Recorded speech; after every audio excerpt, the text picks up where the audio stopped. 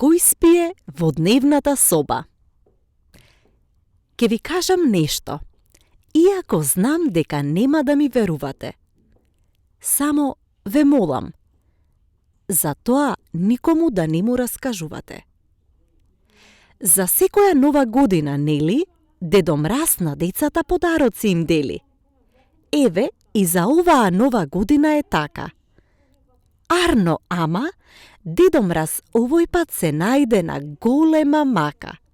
Што се случи? Што стана? Дали е нешто многу важно? Еме важно, еме смешно, а и малку е и тажно. Еве што стана. Синоќа, кога Дедо Мраз дојде во домот на Јане и на Јана, немаше никој дома. Беше вистинска штама. Го немаше Јане, ја немаше Јана, а ги немаше и тато и мама. Што ли ке е ова? Се зачуди Дедо Мраз. Место тие да ме чекаат мене, треба нив да ги чекам јас. Тоа мора да е некоја голема грешка. Го слушна тоа маченцето мрау мрау и од кај накитената Елка почна да му се смешка. Еј, Белобрат дедо, му рече, само јас сум дома. Сите излегоа во градот.